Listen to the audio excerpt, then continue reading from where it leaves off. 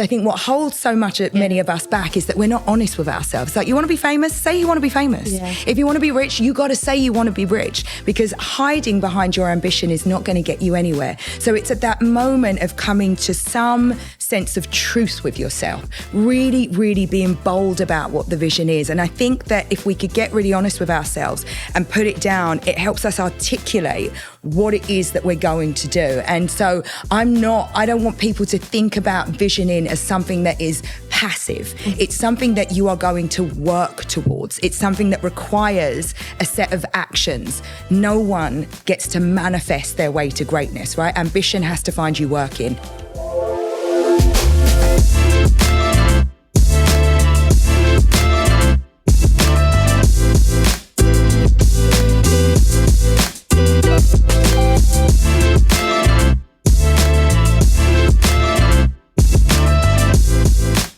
Welcome to the Woman Evolved podcast. My name is Sarah Jakes Roberts. I am so glad that I get to be with you this week.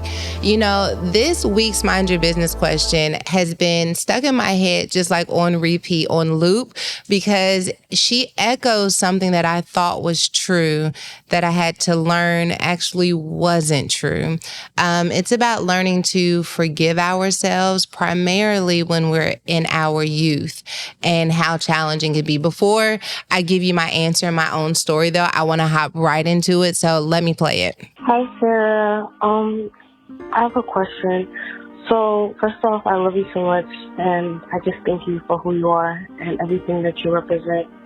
I was listening to your podcast about messy histories, and you were talking about Tamar and a lot of things that she experienced and how God knew her heart and everything like that. And you also went into how some of the things you went through, you healed from them by understanding that God recognized your efforts, your intentions, and He showed you grace and mercy. And looking back, you no longer have any form of regret or guilt on what you went through because everything panned out the way it's supposed to.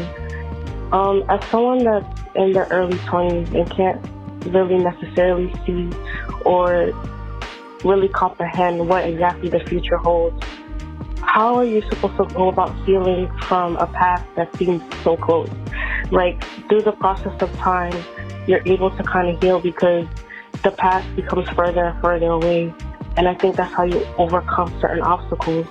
But when you're actually in it, or when you're young, or you don't have that ability to really say that you experienced life enough to kind of look back and say, I don't regret this, I don't regret that. How are you able to get over that? How are you able to be able to say that, you know, everything worked out for my good if you're still in process? You don't necessarily know that everything is going to work out for your good, if that makes sense. So hopefully that makes sense. And if I could just get clarity on that, I would greatly appreciate it. God bless you. I think that I felt like she did, that the older I got, the easier it would be for me to forgive myself.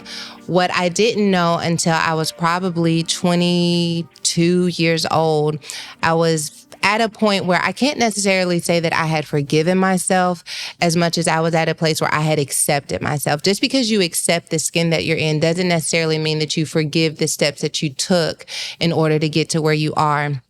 I shared my story at my dad's conference, and these women came up to me. They were 70 years old, 80 years old, and they said things like, I got pregnant as a teenager too, and when you got up there, you told my story, and I haven't forgiven myself either. And it wasn't until I heard those stories that I realized that time does not ensure that you will forgive yourself. Just because the days pass by, it doesn't mean that there's this secret sauce of forgiveness that you'll experience in each day. That it really is about what you do with the time. So it doesn't matter whether your mistake was yesterday and you're waiting for new experiences to distance you from your mistakes, or they were 20 or 30 years ago. There is no indicator of when you'll be able to forgive yourself that is based on time. Instead, it is based on this principle, that I have learned that I want to share with you who called in, and maybe those of you who are listening who are wondering what it means to forgive yourself. I want you to recognize that forgiveness has a lot to do with compassion. We're talking about forgiving ourselves, and in many ways it's saying, I no longer want to be defined or limited by the mistakes that I made in the past. When I need to forgive myself, it is because I am in some way defining myself by what took place or defining my potential for my future based off of what took place, and I want to be free from that. There is something powerful that happens when we begin to have compassion for the version of ourselves that we have unforgiveness or regret towards. When I think about my life, a lot of the decisions and the pain that I experienced was a direct result of the choices that I made. And because of those choices, I wanted to experience forgiveness. When I began to look at why I made those choices, I got one step closer to compassion. When God looks at your life and God looks at the choices you made and the decisions that you made, God's not just looking at what you did. God is seeing why you did it. It doesn't mean that God's like, oh, it's okay because I understand why they did it. It means that God can hold both truths in his hands, that I understand why, I understand what, and I can still cause something good to come from that. I understand why you did what you did, that you were in pain, that you were hurting, that those thoughts and mentalities had become normal for you based off of where you came from. I understand why you did it. It doesn't change the fact that I want something different for you, that I want something different from you. And the role of the Holy Spirit in our lives is to teach us and to guide us into making the types of decisions that God knows we're capable of making. And so I asked the Lord to help me, one, to see myself the way that you see me. And we hear this said a lot, maybe in faith spaces, I want to see myself the way that God sees me. And that doesn't mean I just want to see the good parts of myself. Lord, I want to see the way you look at my pain. I want to see the way you look at my mistakes. I want to see the way you look at my failures so that I can see them from a lens of love. God is love. So when God is looking at the choices you made, God's not looking at them and he's pointing a finger saying, I'm condemning you and I don't want anything to do with you. God sticks close to us, even in those moments where we haven't made the best choices, because no matter how dark or difficult the choices we've made are, God can lead us into perfect truth, into a better way of living, believing, and thinking. And so as it relates to learning to forgive yourself, I want you to begin to ask God to help me see my mistakes, my failures, my insecurities, the moments where I was a villain. Help me to see them the way that you see them so that I can have compassion for myself. When I think about me being 13 years old and a teenage mother, I can tell you, this is how I know God has done a work in my heart. I used to feel so much shame. Like I used to cringe at who I was. Like, how could you be so stupid? How could you make those choices? How could you have been so dumb? These are the words that I used to say to myself. Now, when I think about that 13-year-old girl, I see the whole story. I see how she felt abandoned. I see how she felt rejected. I see how she was looking for love in all the wrong places. And the most immediate thing that I feel beyond anything is compassion. You got to find a way to take care of yourself, even if that means in some ways feeling sorry for yourself that you made those choices, not bad about yourself, but sorry for yourself. I'm sorry that you made those choices. I'm sorry that you were hurting. I'm sorry that you were broken. When you can begin to have compassion for yourself, you can begin to receive the love of God for yourself and the settling of God for yourself. And the settling of God is when you realize that God can still meet me where I am.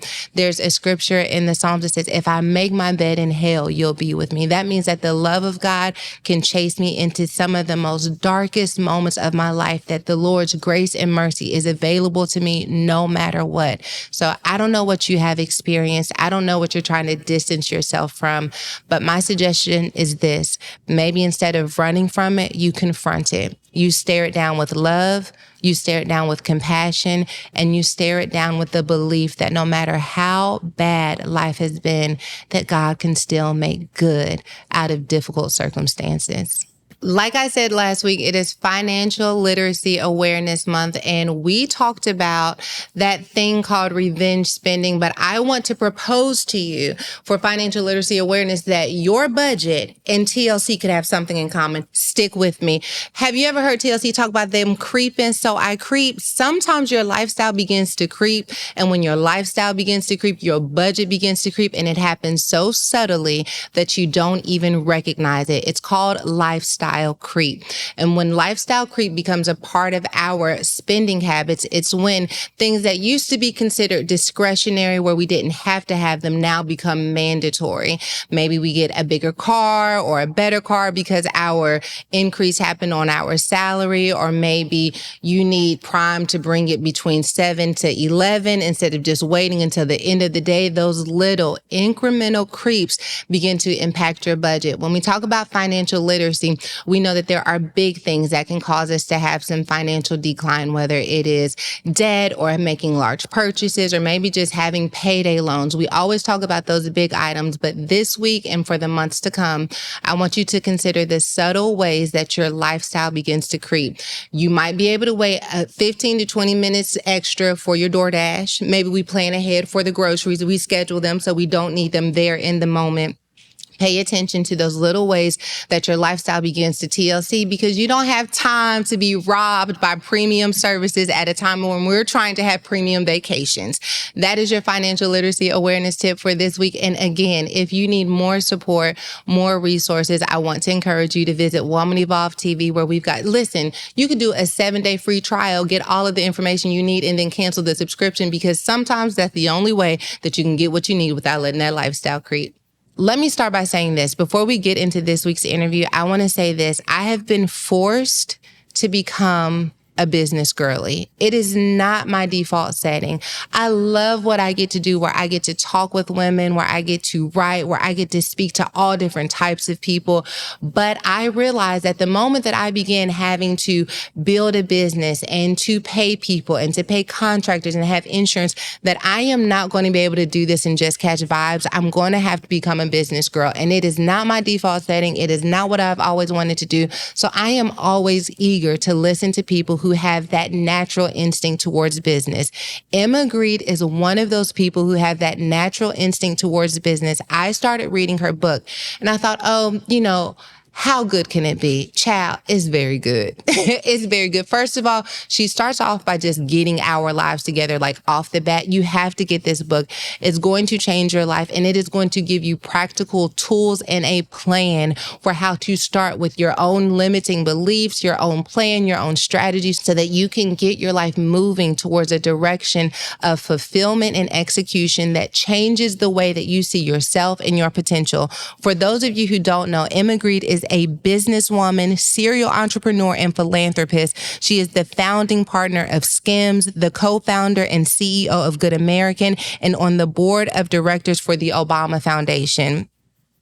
Need I say anything else? My girl is out here doing her good work, and she is dropping gems for you and for me that's going to change the way, not just the way that we do business, but the way that we do life, the way we take care of ourselves, the level of assertiveness that we bring into the room. She has helped me with this book understand some leadership skill sets that I had that were underdeveloped, and it's helping me to begin to develop them towards intention and strategy that I believe is going to be impactful for decades to come. She launched Good American in 2016. She made the list for America's richest self-made women under 40 by Forbes in 2022.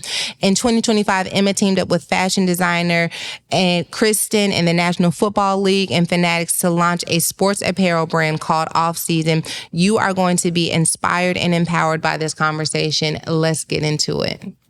Thank you so much for being on the podcast. I cannot tell you how excited I am to have this conversation with you. You're like my new favorite person in my head.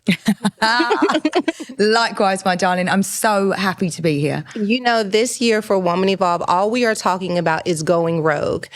So I opened this book and I'm thinking to myself, what are some of the themes that I will have to extrapolate in order to figure out how Emma Grede has gone rogue?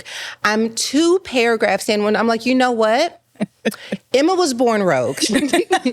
She was born breaking the rules. Like, you have this clarity, decisiveness, assertiveness. Most books like this, there's like this warm introduction. You're trying to be relatable, trying to make sure everyone's uncomfortable. I feel like you just come out of the door like, this is who I am, this is where I'm headed, this is who I'm not, and let's go. Have you always been rogue? First of all, that is such an introduction. You know, for somebody who is so strategic and planful and considered about what they do, rogue is an unsettling thing for me to even think about. I think that I am really honest. And what I've learned in my life and my career is that being dishonest only is ever doing a disservice to me. And when I decided to write this book, I thought that, you know, if I'm actually going to create something that will truly be like a tool for ambitious women, then it has to start with the truth. It has to start with honesty, because I honestly believe that one of the big things that's holding us back in the culture at large at the moment is the idea that women are supposed to behave a certain way and feel a certain way.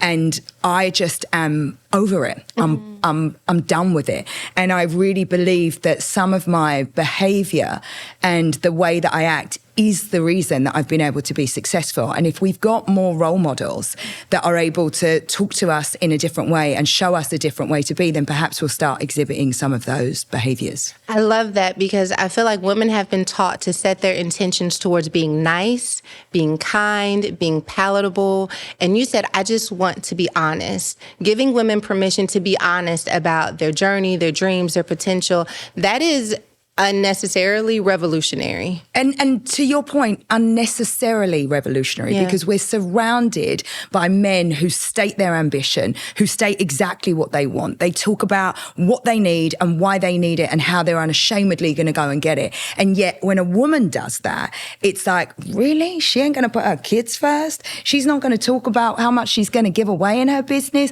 She's not going to talk about impact and purpose and all of these other things? What I want women to understand is that we can all do deeply meaningful work and be properly compensated for it. That you can actually care about money and care a lot about other things as well. And I think the balance that we've got right now is completely out of whack. Okay, so I want to get into that a little bit later, because the way that your book sets this conversation up, you don't just necessarily dive right into it. Although I was surprised that we start off like, I feel like you mentioned in your book a come to Jesus meeting. This feels like a come to Jesus meeting, because really in part one, you start talking about how you plan out your year and then you reverse engineer it backwards into the habits and patterns that are required to fulfill whatever that plan is. So can we talk, first of all, a little bit about the progression that you've gone through in order to get to this space of being open and honest and allowing it to show up in your work, by first starting with the plan, and then I want to talk about emotions. Oh, yes. Oh, yes. I'm so glad that you start there.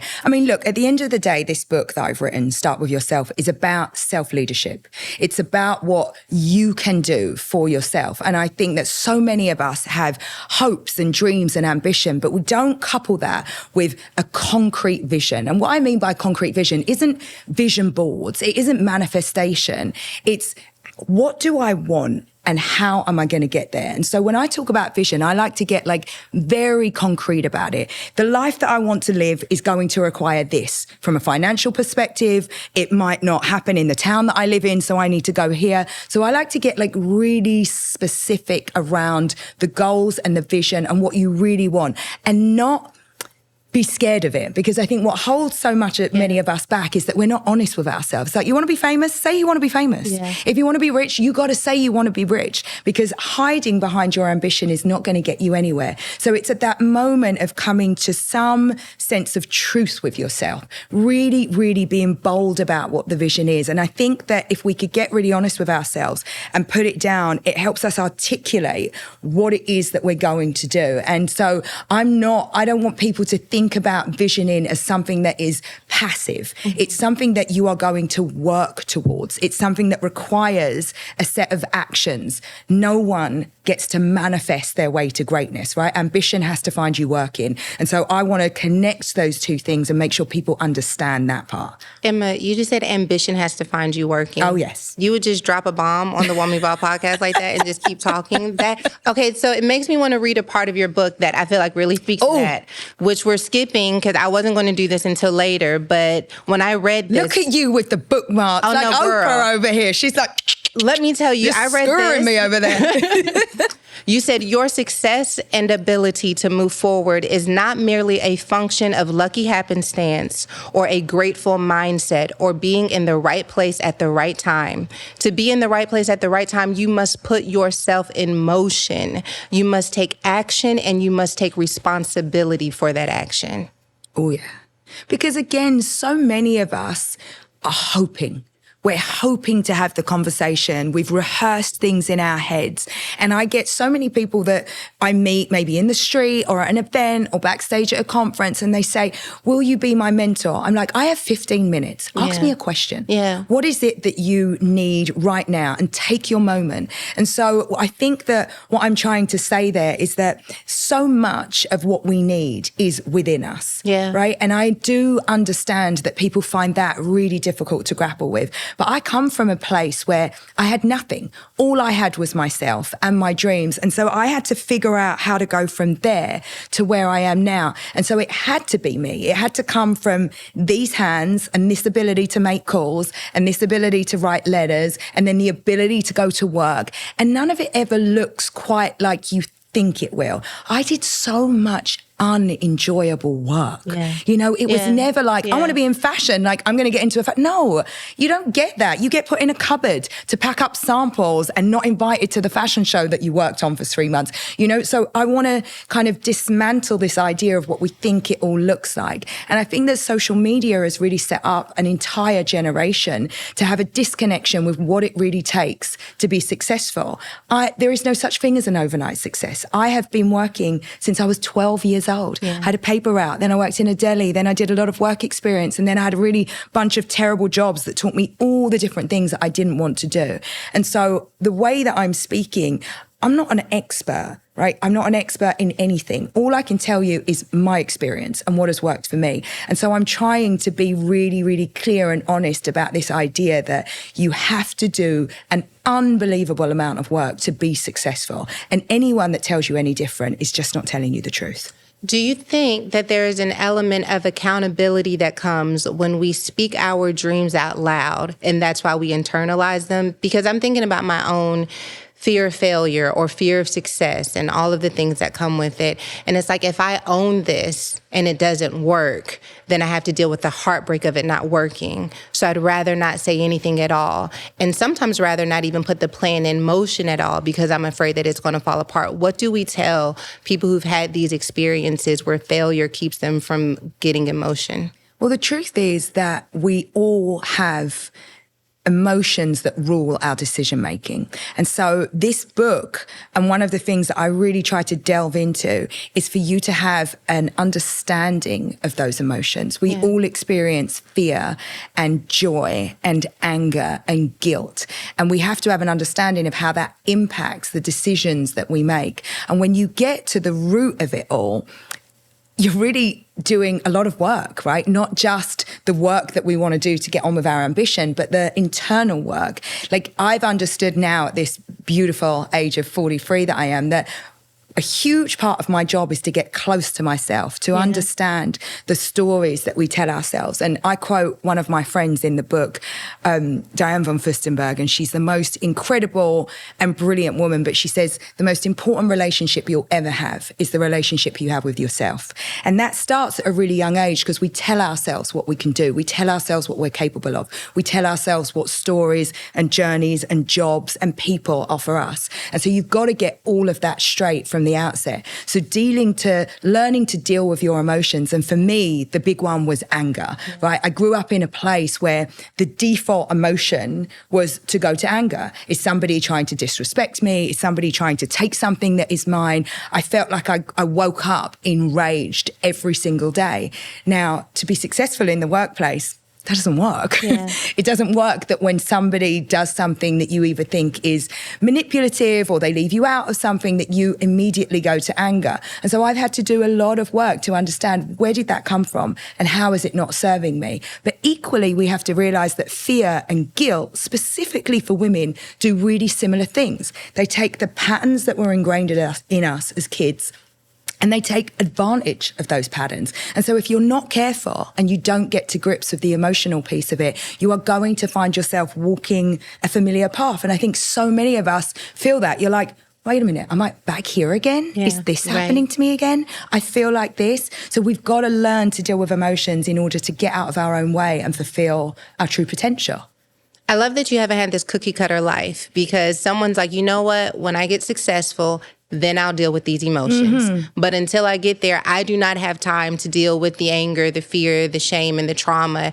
And yet what you are suggesting is that if we are going to arrive there in one piece, that we can deal with it along the way, or perhaps even before we throw ourselves full throttle into wars. Listen, 100%. If you don't deal with your emotions, they will deal with you. It's just that simple. There is no choice. It is not the preserve of somebody that has more time or somebody that has more means. You just have to do the work. Do you want to tell the story about you being on the subway? Can I tell you? We could not tell it, but we could tell it. But it's in the book, and It's one of the things that I really, I have to tell you, I didn't know you at this point, but when I wrote the book, in my mind's eye, I was always thinking about Oprah. Like, Oprah is my person, and I'm like, you know what, Emma, there's just some stuff that you cannot say in front of Oprah. And this story was one of them, because it's so embarrassing and so awful. So the story goes that, every day I would commute to work, and in England, you get on the train, on the underground, and, you put your little ticket in like you were in New York or whatever, and you go on your merry way to work. And one fateful day, I was in a rush and in a rage and probably thinking about how hard done by I was, that I would have to get up every day and then do my work experience and then do my studies, very like the opposite of what it means to start with yourself. I was blaming the world for my circumstances. So in a rage, I go down to the tube and somebody is fumbling with the ticket, and instead of being patient, and instead of having any grace, and instead of imagining what that person might go through, I lose it. And I almost kind of move this poor woman out of the way. And she mouths to me that she is, because I'm saying, excuse me, and getting really leery. And she says, I'm partially deaf.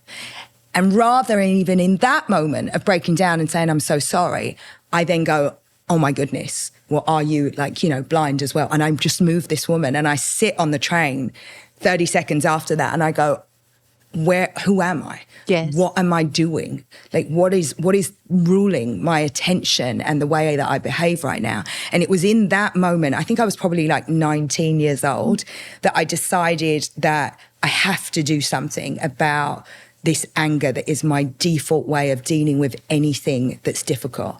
Because if I don't, I'm going to be doomed. I'm going to be left in a life that is not what I want and doesn't suit me. And so I ended up going into like a group therapy situation, like a community group therapy situation. But the tools that I learned for anger management there are tools that I still use today. I didn't understand that you could take a breath, because where I come from, if somebody upsets you, you do whatever you need to do to stop them upsetting you. It was never a thing of like, let's go inside and understand what's happening. It was like, let's react on the outside to show everybody how tough you are. So I had to really work on figuring out how I can do things in a different way. I want to commend you for telling the story. It's so embarrassing. Literally, I'm sweating through my suit right now. But let me tell you, because this is what gives you credibility. Because when we talk about women who experience anger and it changes the way you show up in the world, very few people understand the depths of pain that produces that level of anger. And this idea of I just got discontent with myself, to me, is when everything begins to change. Oh, yes. I tell a story all the time about when I was in my first marriage and I got really angry and I got in my car and I rammed the cars over and over again until there was a woman in the car. It's the whole thing. This is not about my book. This is about your book. But they called the police on me. I need to read that book. But it was in that moment that I realized I don't like who I am. Yes. I don't like the way that I'm showing up in the world. And that really was when you started with yourself. Now you're 19 years old. You're not the superstar that we know now. You're going to group therapy. To me, it says that you can start anywhere. That it's not just starting with yourself, that no matter what stage of life you're in, that you can start anywhere. And to have the awareness that, like, I may not be able to have the one-on-one therapy, but I can get in a position where I'm around other people. To me, that is healing. That's the journey. So I'm grateful that you shared the story. Thank you. I appreciate that so much. You talk a lot about, where you've come from and some of the ideas and paradigms that exist as a result of that. But there are some benefits that you attribute to your success as well that you connect to where you come from. Can we talk about one? Can we talk about East London? East London. Is it the ghetto? It's the ghetto. It's the ghetto. Tires Certainly off of cars. Oh yeah, it was a. It's so interesting because to me, I always felt such a sense of safety being from East London because you live in a true community. People had your back. I lived in like this little cul-de-sac. I knew every single neighbor. If you were hungry, you'd go in somebody else's house and grab a snack. It was all very idyllic. But by the same token, it's a dangerous place. And when you live in the ghetto, you have an awareness of your level of unsafety. You don't leave your things around because your things are going to get stolen. You don't leave your door open. It's like there's always that sense that you could be in danger somehow. And I'm really lucky because I feel like I was somewhat shielded by my family because I come from a very tough family. But in my mind's eye, I wanted to get out of that place. I knew that wasn't where I belonged, but I'm really grateful to that place because it gave me a sense of who I am. And I think that as a businesswoman, as a woman, as a person, having an underlying set of values becomes really, really important.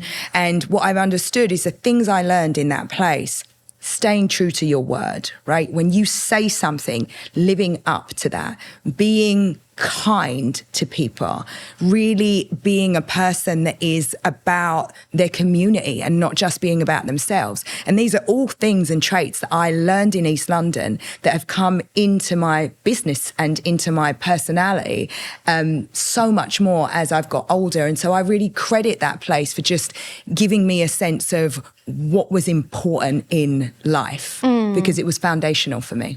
And so you extracted that from that environment. Do you worry now that your children are being raised in a different environment, that some of that grit and tenacity that you were able to acquire there, that they're going to, will they have to work harder? Do you ever think about that? Well, look, I think the fair thing is we all worry about our children. And this is a huge part of my book. I actually think we all worry about our kids a little too much, actually.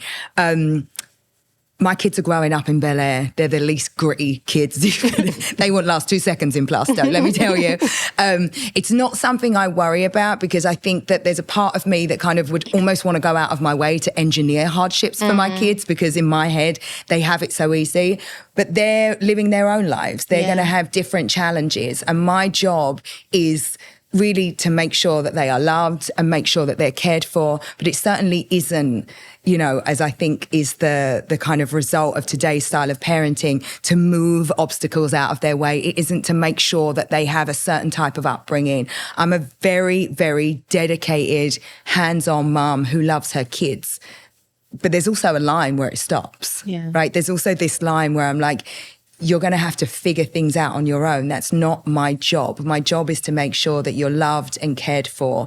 And beyond that, you're going to have to figure some stuff out. And that includes finding who you are and what lights you up and what your passion and your purpose is. But it's certainly not going to be the same as mine because we're not living the same lives. And I feel like they have you too. You know what I mean? Well, they see me, right? They see me every day. And I think so much of parenting is done in the moments that we don't understand it's actually happening. Yes. What are your kids seeing every day? Well, my kids see me every single day. Get up, put on a suit and go to work. That's their experience. They know that I am living my dreams. And when I go away for a few days to New York or to where it is I might be going, I don't make excuses to my kids. I don't pretend that, I'm so sad to be leaving and that it's so hard for me to leave, because usually it's not. Usually I'm quite happy to get like a few days on my own, right? And usually I'm going to do something that I've worked really, really hard for. So I try to just have a level of honesty with them, because I am not trying to make them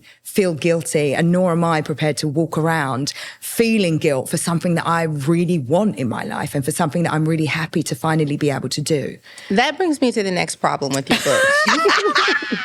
Here we go. Rock 'em up. So here I am flipping through the book. I'm like, okay, I'm managing my emotions. I'm working through career, and now it gets to family. Oh, good. And I'm like, she's about to teach me how to balance the family. Oh, balance, yes. How to do all of the things with the kids. And no one was more shocked than I to open the family portion. And within just the first few paragraphs, the single most important thing I do every day is look after myself. Oh, what a terrible... It's in the family...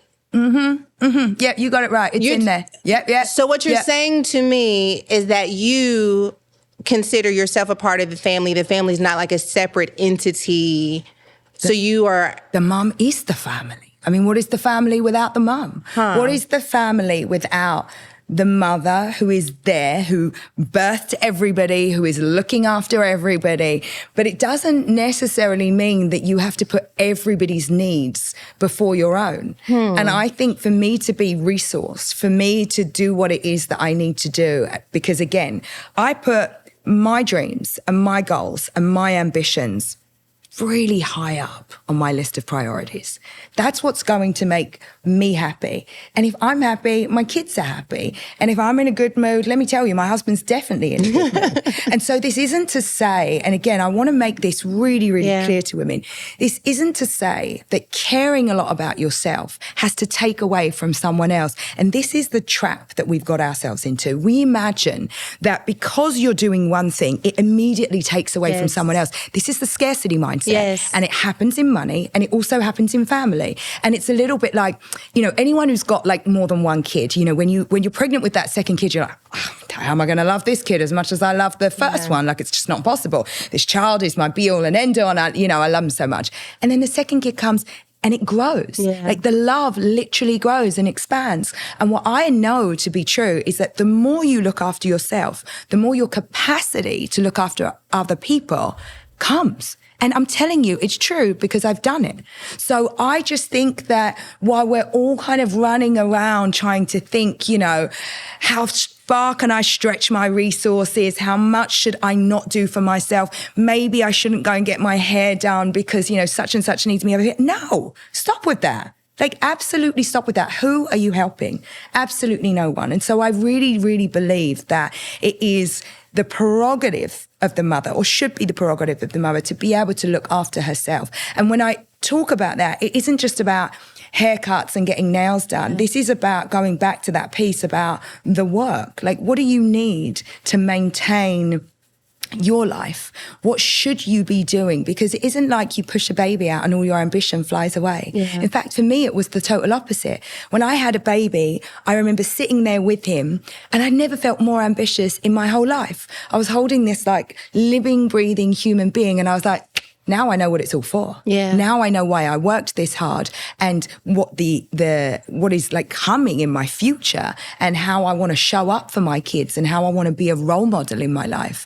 So I think that we should probably do away with this idea of like, mum gets the smallest piece of chicken. No, absolutely not. And even as you're speaking, I'm like making excuses. Well, that wouldn't work for you because of X, Y, and Z. And to your point, can I challenge you on that's your wiring, right? That is actually what the culture has taught you, because we have watched TV and we have watched our own mothers, and we have almost like debated with our friends in this like, who's getting the least mentality. Like, stop with that. Is that what we want for our daughters? Because I have 4 kids. 2 of them are women. I don't want them to behave like that. I don't want them to put themselves last on a list at the end of the day after they're exhausted and then think about themselves. Who is that helping? We need women. We need female leadership. We actually, and when I say we, I'm talking about the world needs it, right? We are really in a time and a place and a space right now where what women uniquely bring to an organization, to a business, to the culture is needed. So why on earth would we do that least resourced? It doesn't make any sense. We need to come into every situation ready to go with our best selves. And again, if you are sitting around waiting for somebody else to come and say, now is your time, you're going to be waiting. You have to take it for yourself. You have to create what you need yourself. That's exactly what I was going to say, because I find that we're just taking whatever's thrown our way, whether it's whatever time is left over, whatever resources are left over. And I want to talk specifically professionally. Oh, yes. As it relates to our compensation or our investment needs. We're just kind of scraping by and doing whatever we can. And you suggest in this book that we have an opportunity to come to the table owning our full ambition, the potential that exists within our organization, and demanding for the resources to align whenever possible in the rooms where we have opportunity. I really do. But I actually think before that demand, there's a level of responsibility required. Okay. Because I really believe that, and listen, we have to be able to make some sweeping generalizations without it becoming like a clip on social right? So I'm going to make a sweeping generalization. Please. Women get roughly 3% of VC funding. It isn't all entirely not our fault. Okay. Right?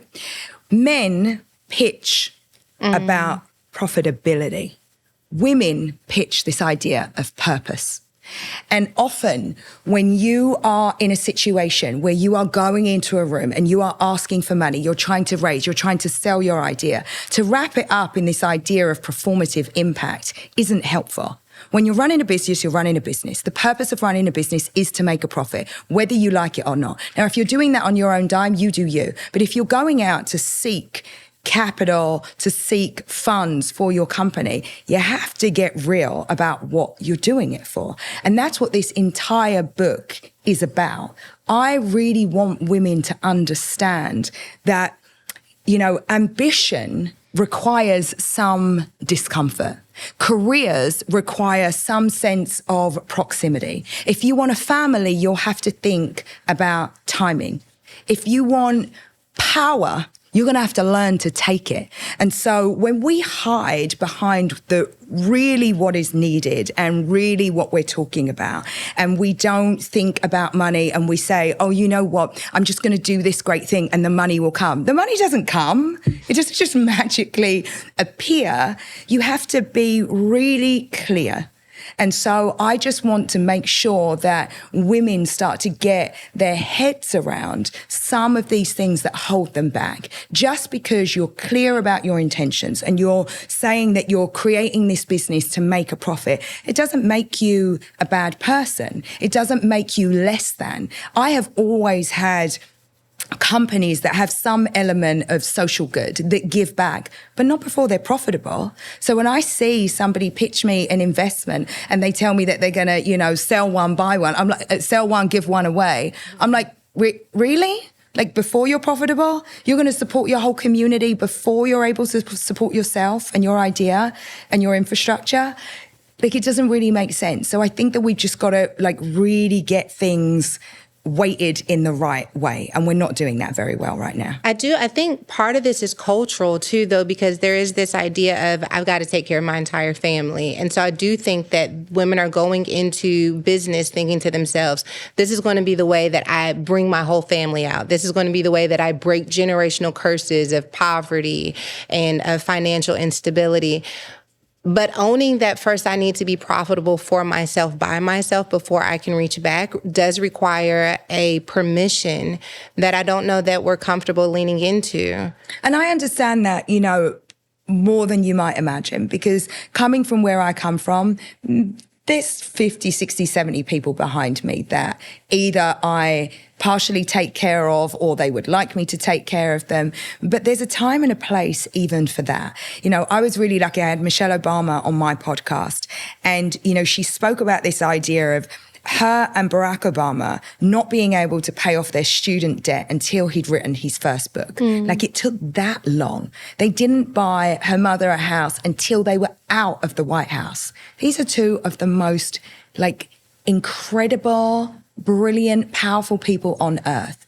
There's a timing attached to any of these things, right? Like, you cannot think that when you're on your journey, when you're on your way up, that is the moment, because you have to get yourself into some kind of stable place before you can think about taking care of others. Because you know what happens? People do it too early. They do it too soon. And all of a sudden they're back down with everybody else. And again, this isn't about being selfish. This is just about, what's your starting point? What are you optimizing for? And so I think that, again, if we could change some of those really deeply rooted ways of thinking to be what they are, it's like, you got to start with yourself. You have to get into a place where you're in a safe enough and secure enough position before you start thinking about everybody else. And we all know it. Everyone has a family tax. When you do well, that's part of what you should expect. You're going to have to bring some people along the way, but you do it at a time that makes sense for you.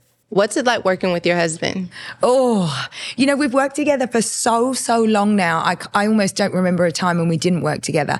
You know, the interesting thing is we don't work that closely with one another. We found a way where, you know, like, there are things that he's good at, there's things that I am good at, and we kind of, you know, come together, but it isn't like we work on the same things. Like, that would never work for me. But I have a huge amount of admiration for him. And I feel like, you know, he's my biggest cheerleader. You know, like, he's the one who maybe believed in me at such an early stage before I even believed in myself. He was my first investor, by the way. Oh, like, really? Full transparency, I married my investor. Okay, he told me, we'll get into that another time, because they told me I only have 15 minutes left. Oh, but no, when you were about to have a meeting and he told you that you were thinking like an employee. Employee mentality. Yes. You know, it takes someone really close to you sometimes to, like, hit you in the spot, but it was so true. And I actually think this is something that a lot of women experience, and we might not be able to put a label on it, but you know that we're constantly waiting for permission. At this particular time, I was walking into a board meeting. So I'd started my first agency. It was going really well. I was walking in on a profitable quarter, and yet feeling really uneasy about asking for more money for myself. And I said this to my husband, and he was like, what do you mean asking for more money? You're going to tell the board as the CEO what it is that you need. And it had never really struck me that, you know, as a person who led everything in the business, I led the strategy. I would decide what we were doing, if we were opening offices in another place, who we were hiring. But I wasn't making those same decisive decisions on my own behalf. Of course, I went in, totally, you know, dropped the employee mentality, told everybody what I want, why I needed it, and no one even questioned it. And we went to the next part of the agenda. And so I think sometimes we can be living so much in our heads, and again, we get so caught up in the stories that we tell ourselves that it's just time that you tell yourself a different story. And so I got out of employee mentality because I was like, this doesn't suit me anymore. This is not serving me anymore. And so I always say to women that come to me, I'm like, is this actually happening, or are you telling yourself this? Like, do other people think this about you, or have you just repeated this so many times over and over again that you've come to believe that it's an actual thing? And I would say 50, 60, 70% of the time, it's not real. The fact that you said it takes someone close to you to be able to tell you that type of insight about how you're showing up in the world, I think is the beauty of relationships, but also the vulnerability that is connected to them as well. And I am wondering, because you... Sorry. No worries. Excuse me. Because you have such a strong personality, and because you have had to survive and pull yourself up and really make things happen for yourself, what vulnerability was required for you to let someone into your life in such a way that they see not just your strengths, but also the areas where you have opportunity to grow, and to feel safe enough to let that happen without fearing that they change their mind about you?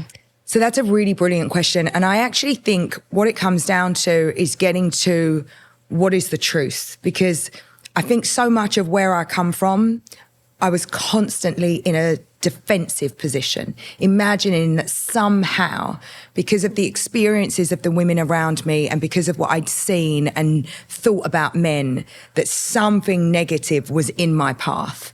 And what I had to do was detach all the things that I'd seen and witnessed in my past to the reality of the person that was sitting in front of me. So good. And so I had to judge him on his behavior and the way he treated me, and essentially had to get out of my own way, because the experiences that I come loaded and coded with were nothing to do with this man. Yeah. And so I had to take him on face value. And that was really difficult, because I was telling myself, well, eventually a man will leave you, and then eventually a man will do dirty on you, and eventually, but that wasn't what I was getting from him.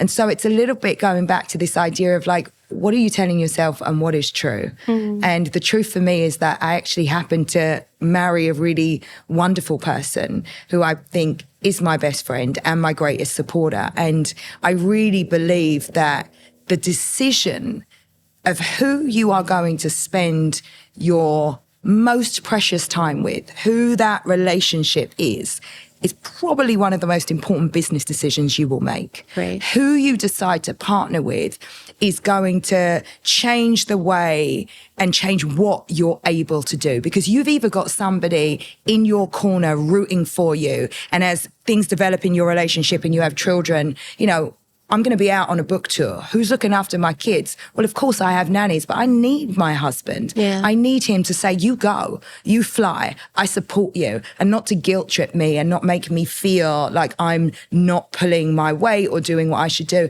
And so that decision of the right partner ends up being key to your success. Mm. And the minute things get out of whack and out of balance, you've got to really be clear about that not being what's right for you, right? And it doesn't, and again, I see so many people in a position where things start off really well, and then one person goes in one direction and one person goes in another.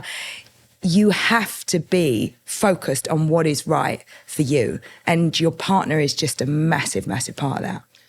It makes me realize that I think part of the story that women tell themselves is, if I maximize my potential and I am whoever I need to be as a powerful woman in business and tech and wherever, that a man's going to be threatened by my success. And that's part of the reason why we play it small, or we pursue the career and just assume that no one will want us. I'm just wrong man. Yeah. Because man. My husband is my biggest cheerleader as well. I say to myself all the time, if you believed in yourself the way your husband believed in you, how would you show up in this moment?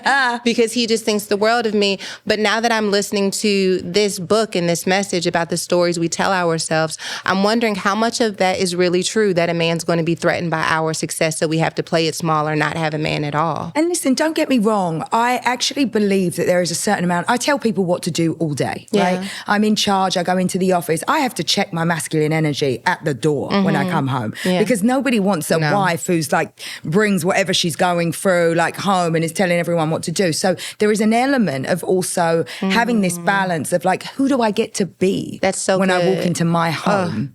And again, if you are with the right person, they're going to understand that too, because I want somebody who is going to be sweet with me and understand the more vulnerable parts of me. And I want him to, lift me up when I need that too. So it's not uncomplicated. And I think I've been with my husband for 17 years now. Things change.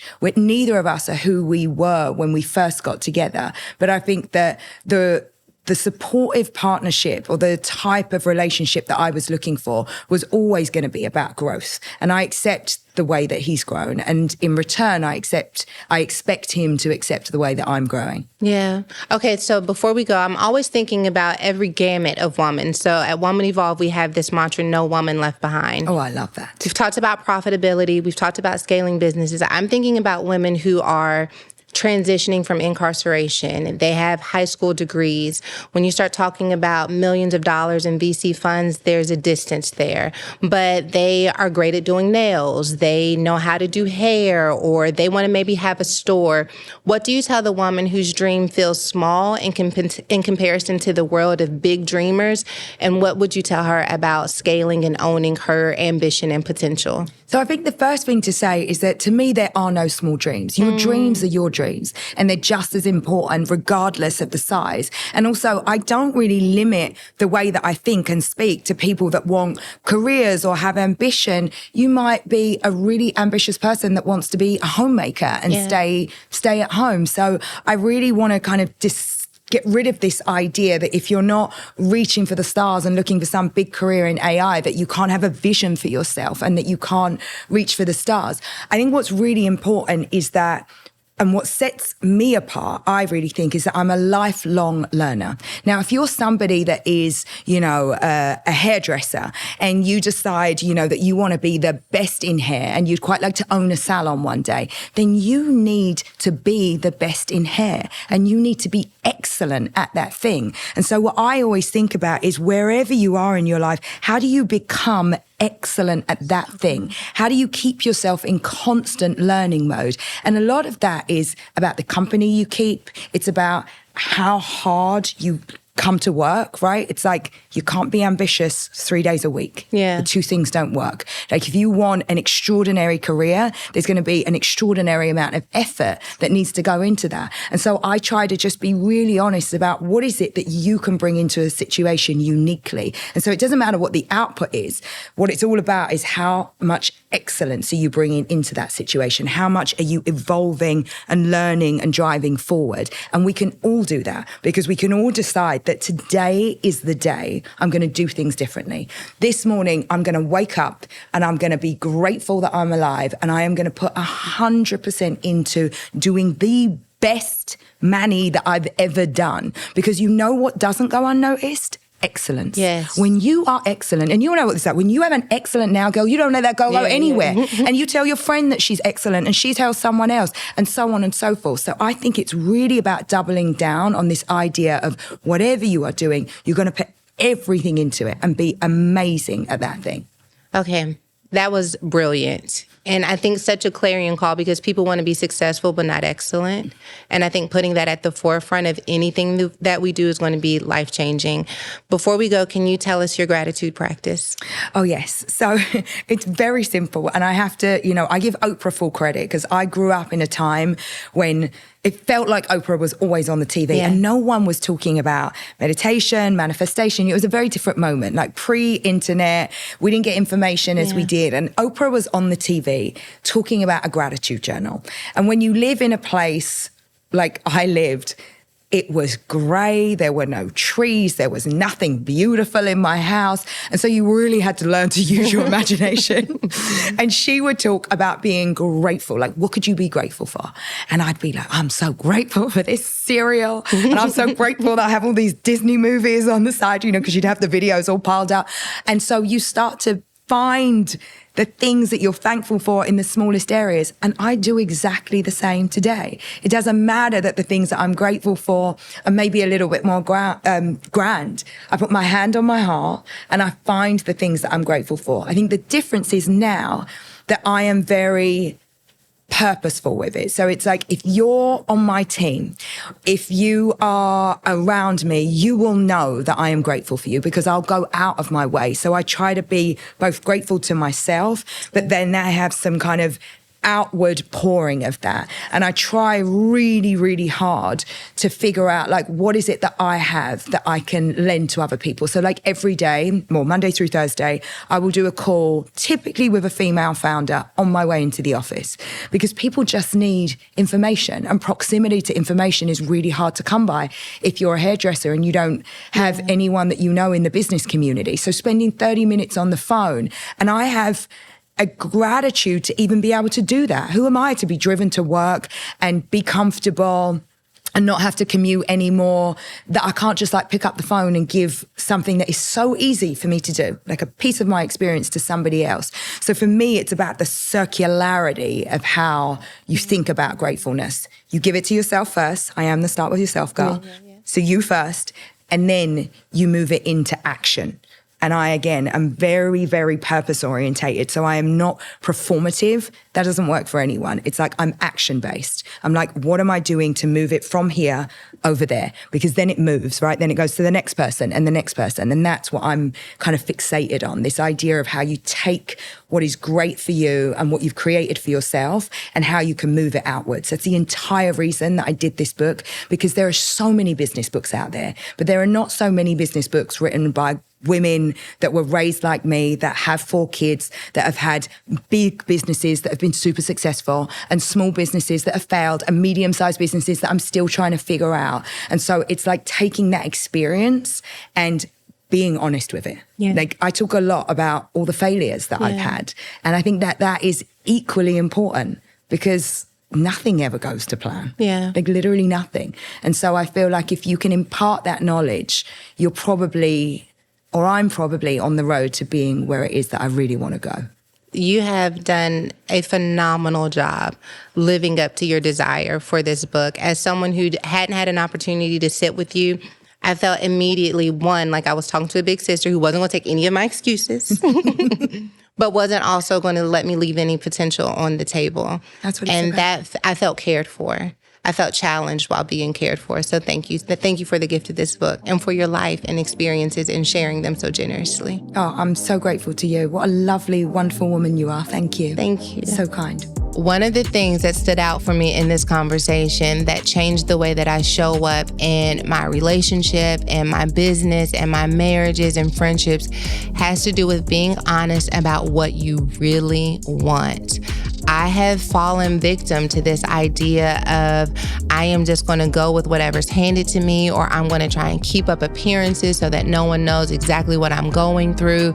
And I have learned to own my desires as it relates to whether I need help, because come on, somebody, being honest about what we really want could come down to us saying that I really need help, or I really do want to start this business. I really do want to write this book. I am learning to be honest about what I want so that I can begin to channel my energy and my movement towards the direction of the desires that are in my heart. There's a verse in the Bible that talks about the Lord giving us the desires of our heart. The pursuit of the desire of our heart requires us to truly own it so that we can embody it. And so I pray that there's something about this conversation that moves you one step closer to embodying the fullness of the desires of your heart. With that in mind, I want to pray with you. Lord, I am asking that you would allow your plans to burn inside of our hearts with such passion that we decide that we have no other choice but to pursue it. That we would no longer see our destiny as optional or our gifts and talents as something that is nominal. Lord, place an urgency on the inside of us, that we would be serious about establishing your kingdom in all that we do. God, I pray that you would purify our hearts. If there's anything in us that is not a reflection of you, maybe it is something we want, but it's not something you want for us. Help us to lose that desire so that your desire can come forth, rise to the surface, and begin to propel us towards action. I sense right now that there's someone who's listening and they're right on the cusp of saying yes, right on the cusp of having the courage to step fully and boldly into the direction of what you have for them. I pray that even as this podcast comes to an end, that your voice would begin to increase, to become louder and louder until it is the guiding voice that leads them into action. Thank you for this time with your sons and daughters, because we know the fellas be listening. Lord, we thank you for the gift to allow our gifts to reach them and the combined effort of what happens when we all say yes. Bless them and bless us. In Jesus' name, amen.